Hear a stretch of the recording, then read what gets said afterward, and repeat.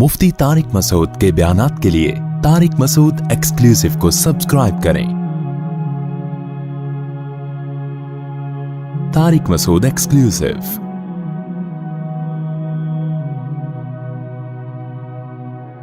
इसके बाद अल्लाह ताला ने रिश्तेदारों का हक बयान किया सूरह बनी इसराइल में। वआति ज़ल कुर्बा, बड़ी अहम आयत है। फरमाई, देखो रिश्तेदार का लफ्ज नहीं इस्तेमाल किया, कुर्बा, जो जितना करीब है तुम्हारे। और ये एक टर्म है, इस्तिलाह है, यानी ब्लड के लिहाज से तुम्हारे जितना करीब है उसको उसका हक दो। तो इसमें बता दिया कि उसके हक की इल्लत क्या है, उसका कुर्बत वाला होना। तो जितना करीब है उतना हक उसका ज्यादा, यानी उसके साथ हुस्ने सुलूक का हुक्म उतना ज्यादा। तो यहां कराबत से मुराद क्या है? गोश पोश में, आई बात समझ में, ब्लड में। तो ब्लड में सबसे पहले तो वालदैन है, उनका तो बता दिया। ब्लड रिलेशन में वालदैन के बाद सबसे पहले कौन आता है? भाई और बहनें। बाप दादा जो है ना, दादी और नानी, ये सब माँ बाप ही के हुक्म में है। जो अहकाम वालदैन के हैं 100% वो वालदैन दादा दादी के भी हैं, उनमें और वालदैन में कोई फर्क नहीं रखा शरीयत ने, वही हकाम है। अलबत्ता विरासत में बस फर्क रखा है। तो दूसरा कौन है सबसे पहले? रिश्तेदारों में भाई और बहनें। अच्छा, ये लोग कहते हैं बहन भाई, अम्मी अब्बू। कुरान का जो तर्ज है ना, वो हमेशा मर्द को पहले जिक्र करता है कुरान, और औरत को बाद में। वालिद, बाप को कहते हैं, वालिदैन, तो अल्लाह ने लफ्ज बाप को दुगना करके मां को उसके तहत जिम्नन दाखिल कर दिया।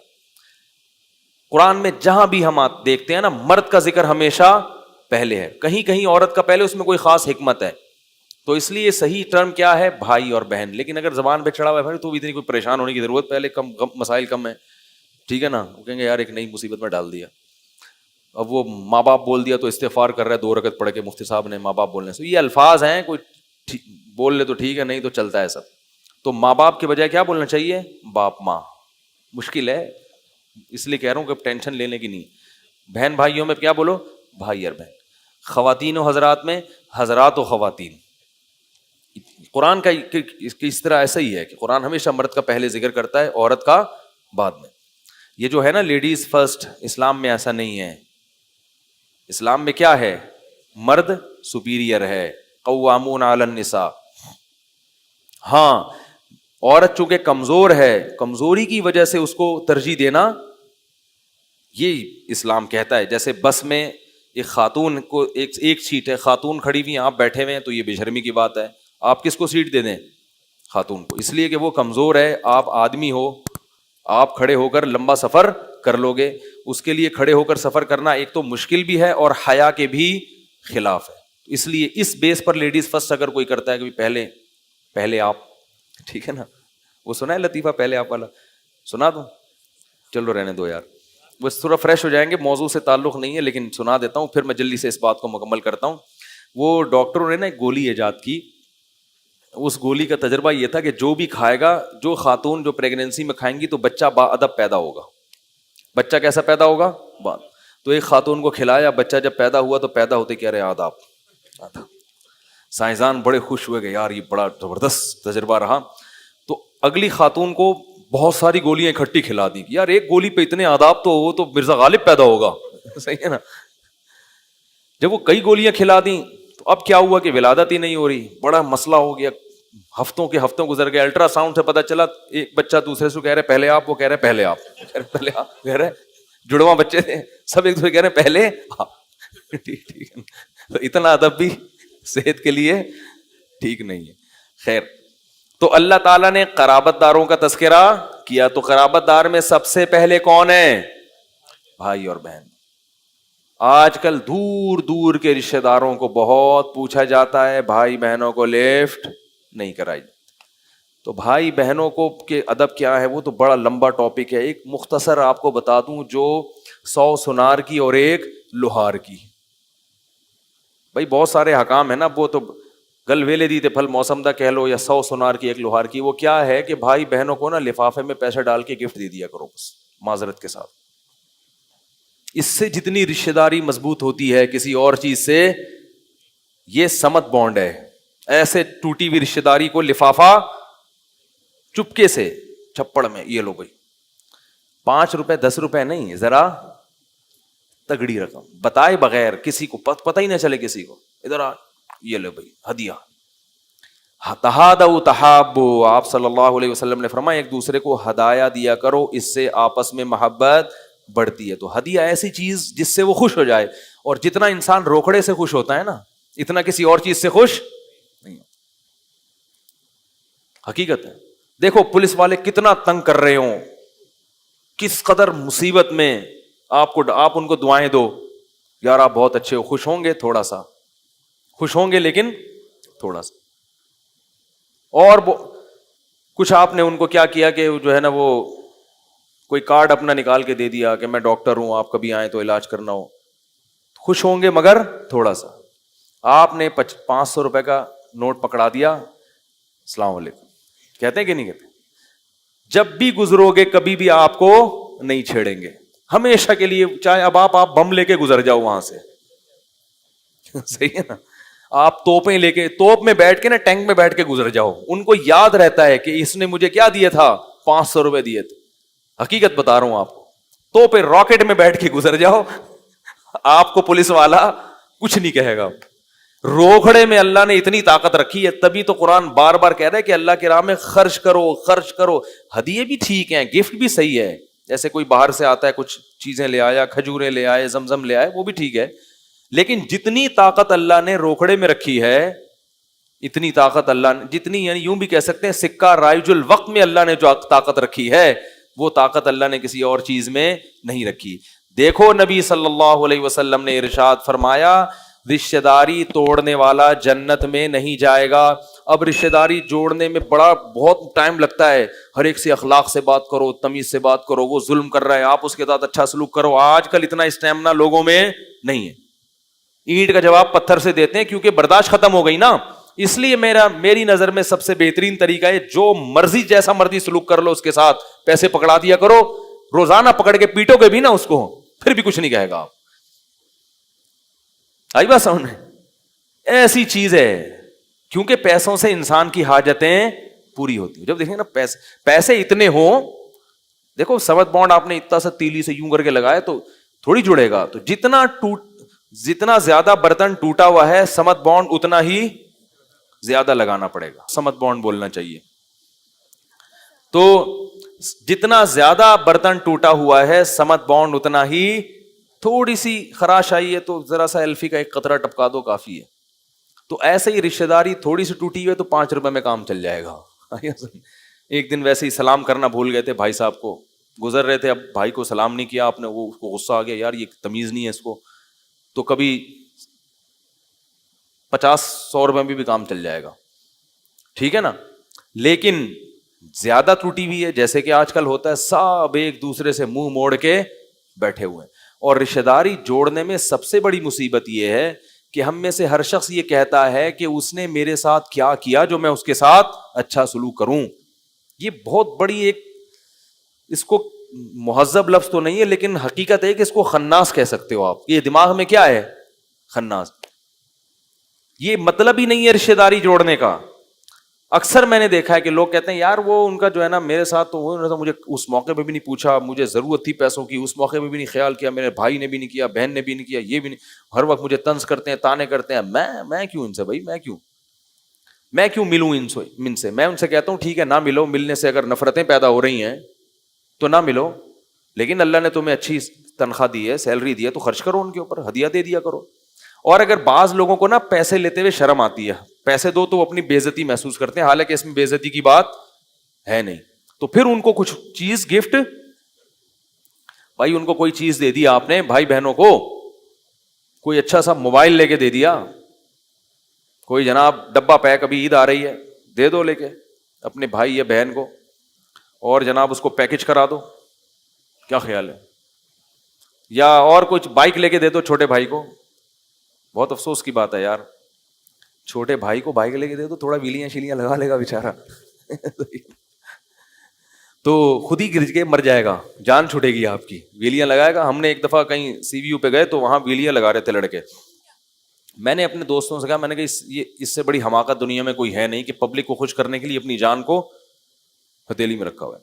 انہوں نے کہا بھائی نہیں, بڑی پریکٹس ہے, اللہ کی قدرت, تھوڑی دیر میں گرا اور سر کھل گیا اس کا, اور ایمبولینس آئی ہے, لگ رہا تھا کہ انا للہ اس کا ہو چکا ہے. میں نے کہا یہ دیکھو یہ حال ہے. تو گفٹ دینے میں کیا ہوگا جتنا, ہاں میں یہ کہہ رہا تھا کہ یہ ضروری نہیں ہے کہ وہ آپ کے ساتھ اچھا سلوک کریں تو کریں, اس کو رشتہ داری جوڑنا نہیں کہتے. یہ تو دنیا میں ہر آدمی کرتا ہے کہ آپ کے ساتھ کوئی اچھے طریقے سے ملے گا تو آپ بھی اس کے ساتھ اچھے طریقے سے ملو گے. یہ کوئی رشتہ داری کا, یہ تو دوست کے ساتھ بھی ایسا ہوتا ہے. یہ تو ہر آدمی, محلے والوں میں کوئی بھی شخص آپ کے ساتھ اچھا کرے گا تو آپ اس کے ساتھ اچھا کرو گے. پھر رشتہ داری کا مطلب کیا ہوا؟ رشتہ داری کا مطلب صحیح حدیث میں سل من قطعک, جو رشتہ دار تم سے برا سلوک کر رہا ہے اس سے بھی تم نے جوڑ کے رکھنا ہے, اس سے اچھا سلوک کرنا ہے. ہاں یہ ضرور ہے کہ اس سے ملاقات کرنے میں بعض دفعہ فتنہ ہوتا ہے, وہ طنز کرنا شروع کر دیتا ہے, پھر پھٹنے کا امکان ہوتا ہے, تو پھر اچھا سلوک دوسرے طریقے سے کیا جائے. وہ دوسرا طریقہ میرے ذہن میں کیا ہے اور احادیث سے بھی ثابت ہے, اس کو موقع پر ہدیہ دے دیا جائے. کوئی بیمار ہے تو عیادت کر لی جائے, وہ بیمار ہو گیا تو بولو بھائی ٹھیک ہے جو مرضی آپ کا سلوک اچھا, لیکن ہم تو عیادت کریں گے, ہم تو خیریت معلوم کریں گے. کسی چیز کی ضرورت ہوگی, دوا چاہیے, پیسے چاہیے, کوئی اچھا ڈاکٹر چاہیے, جو مدد ہم آپ کی کر سکتے ہیں آپ کے ساتھ کریں گے. تو یہ بہت ضروری ہے میرے بھائی. آپ بھائی بہنوں کو چھوڑ کر, چند دن پہلے میرے پاس کسی کا فون آیا کہ میری بہن ایک نفسیاتی پاگل ہے, اور وہ صاحب شاید میرا بیان سن بھی رہے ہیں, وہ کہنے لگے کہ مجھے خودکشی کے خیالات آتے ہیں, بہن ایسی پاگل ہے, ہمارے لیے اس کو سنبھالنا مشکل ہو گیا. سگی بہن ہے, چیختی ہے جب دورے پڑتے ہیں.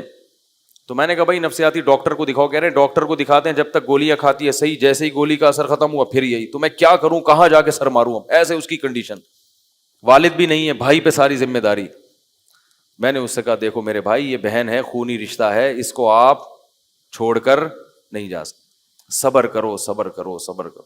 میں نے کہا تمہیں کوئی زیادہ عبادت کی ضرورت ہی نہیں ہے, اس بہن کو پالنے پہ ہی اللہ تمہارے سارے گناہ بھی معاف کرے گا, اور تمہیں ایسے ایسے مقامات تک پہنچائے گا جہاں تک بڑے بڑے بزرگ اور اولیاء اللہ نہیں پہنچ سکے تھے.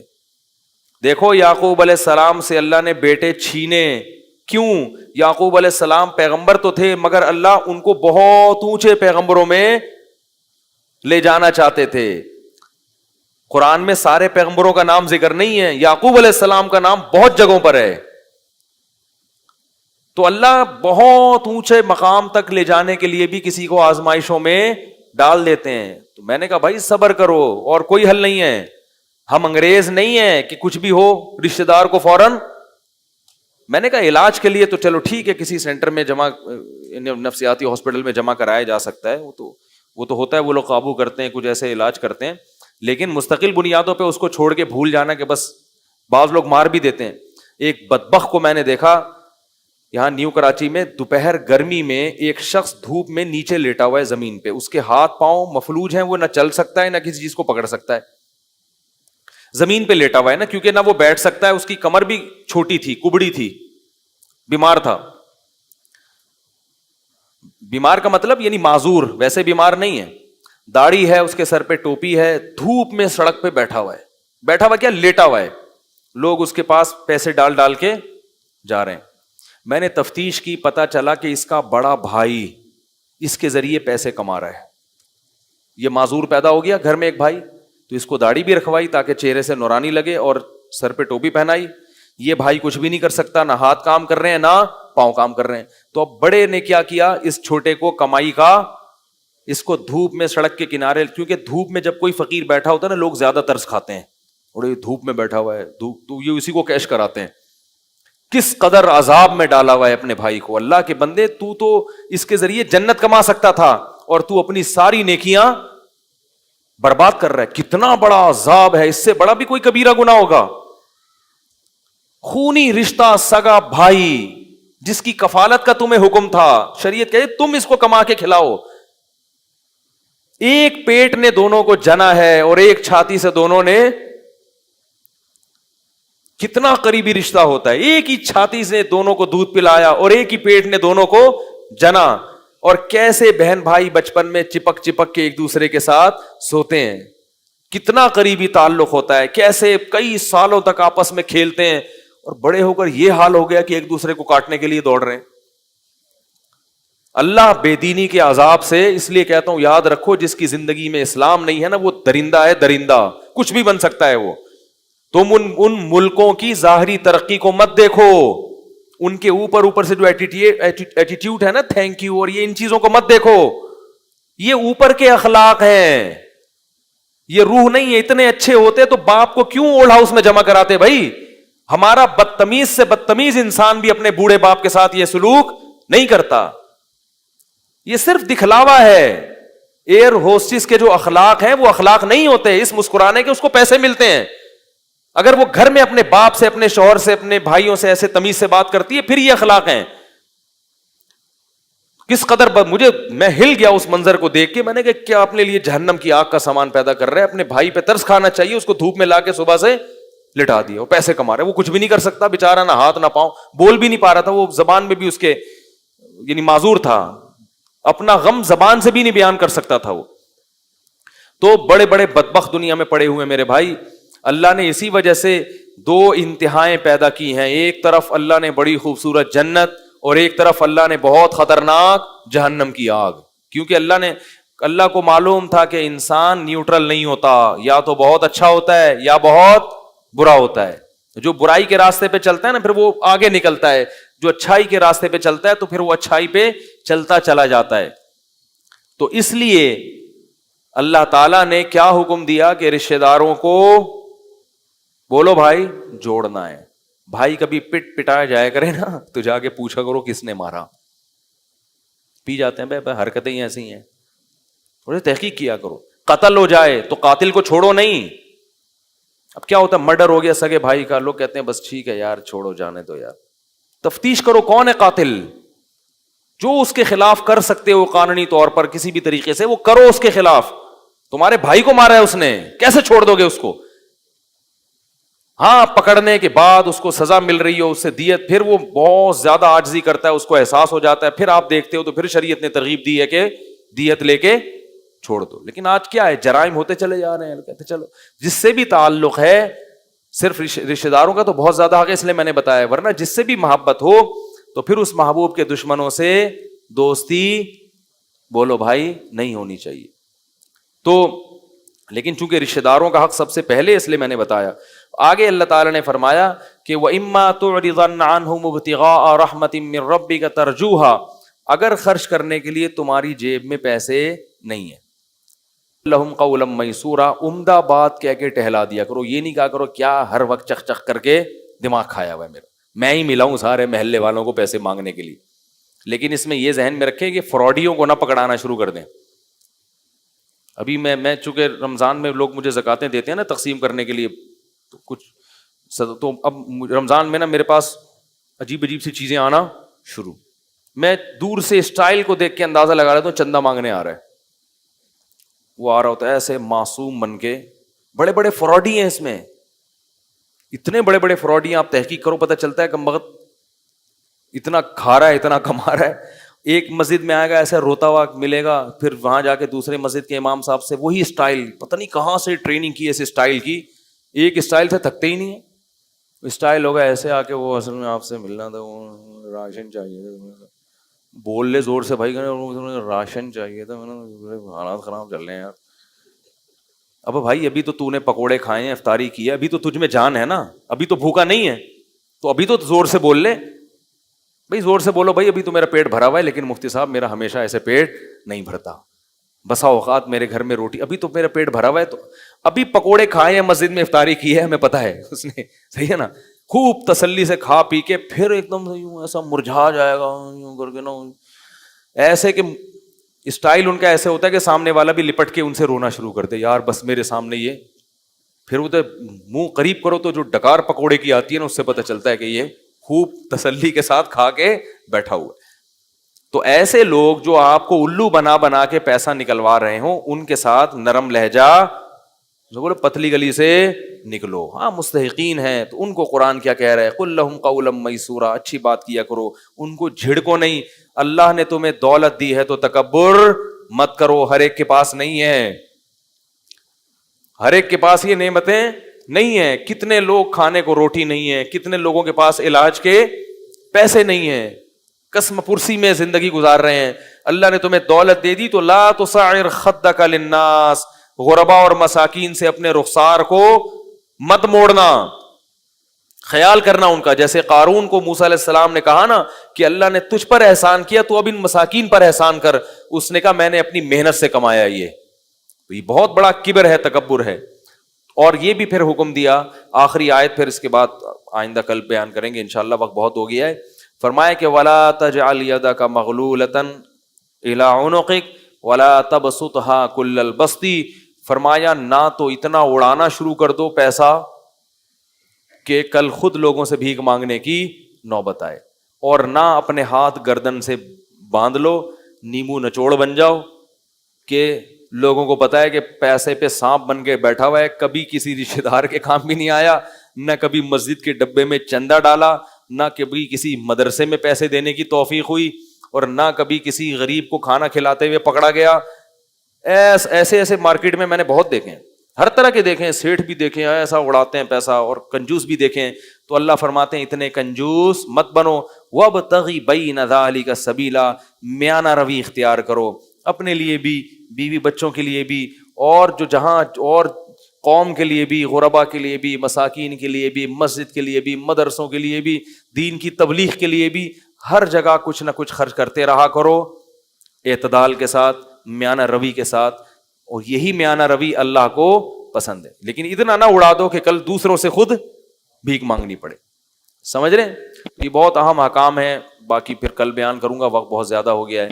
اللہ تعالیٰ سمجھنے کی, عمل کی توفیق عطا فرمائے.